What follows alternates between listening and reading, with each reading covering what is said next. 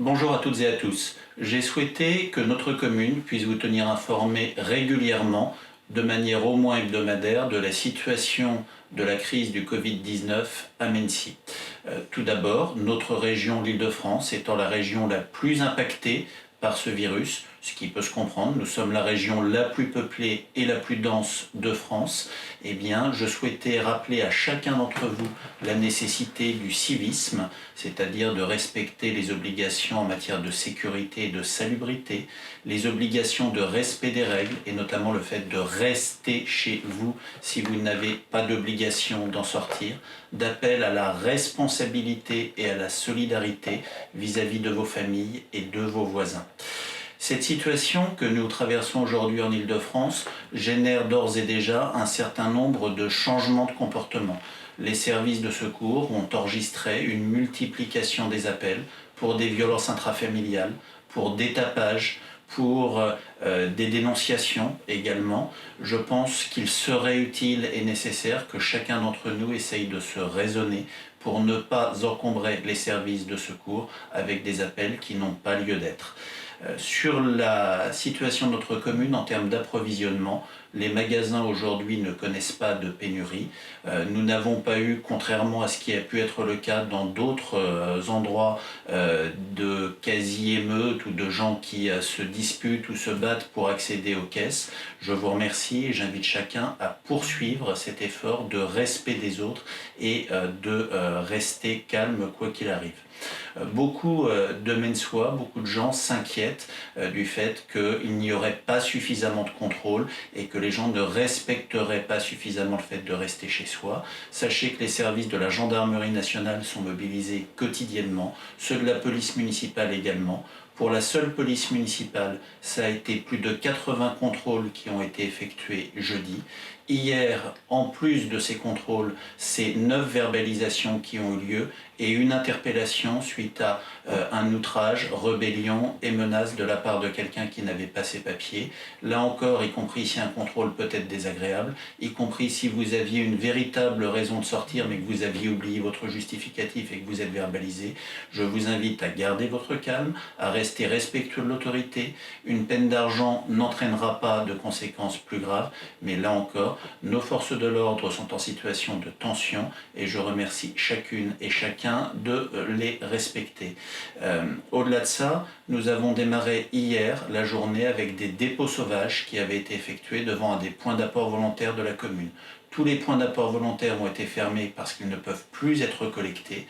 Les personnes qui déposent des déchets sauvages sont des délinquants. Ceux qui l'ont fait en l'espèce seront verbalisés car le véhicule a pu être identifié grâce aux caméras de vidéoprotection de la commune. Les agents de la commune sont mobilisés pour garantir la salubrité sur la ville, mais là encore vous pouvez les aider tout simplement en ne jetant pas, en ne répandant pas vos déchets. Une période de confinement, si elle devait s'allonger et que les règles de salubrité ne soient plus tenues, pourrait devenir extrêmement problématique. Merci à vous. Nous avons ouvert sur la commune, en lien avec les professionnels de santé, un centre de soins sur l'accueil de loisirs des Myrtilles, centre de soins qui accueille des patients pouvant faire l'objet d'un diagnostic de Covid-19 uniquement sur rendez-vous, de manière à ce qu'il n'ait pas à croiser des patients sains dans les cabinets médicaux. Je remercie l'ensemble des professionnels de santé qui se sont associés à cette démarche, l'ensemble des bénévoles qui nous ont accompagnés pour celle-ci, un certain nombre de matériels, notamment des gants, des masques dont nous manquons, peuvent être utiles. Elles sont collectées dans les pharmacies. N'allez pas vous-même dans les pharmacies si vous n'avez rien à y faire, mais lorsque vous allez faire vos courses, vous pouvez déposer ces éléments. L'ensemble de ce qui est demandé est disponible sur le site internet et la page Facebook de la commune.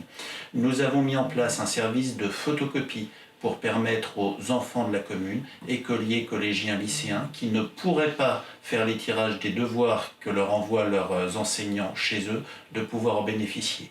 Là encore, ne vous déplacez pas, vous appelez ou vous envoyez par mail les documents à tirer au service scolaire, ces tirages seront effectués et vous seront déposés dans vos boîtes aux lettres, la continuité de l'enseignement étant un service public essentiel. Concernant nos aînés, là encore, j'en appelle à la solidarité de chacun d'entre vous. Solidarité intrafamiliale, mais également solidarité entre voisins.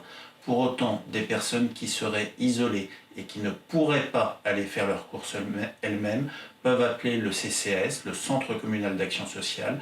Nous trouverons pour chacun des solutions adaptées afin qu'ils puissent être ravitaillés et ne se retrouvent pas à court de produits nécessaires. Vous dire également que la commune maintient et maintiendra les services publics minimums qui sont les siens, notamment en termes de sécurité, en termes de salubrité et en termes de solidarité. Les agents municipaux sont en première ligne, ils sont des hommes et des femmes comme chacun d'entre vous. Nous déplorons un premier cas de Covid-19 parmi nos agents. Je lui souhaite, et je l'espère, un très rapide et complet rétablissement.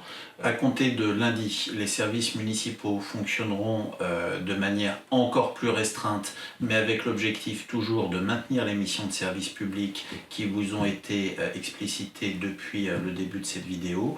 En l'espèce, c'est moins de 60 agents municipaux qui seront mobilisés avec quelques élus.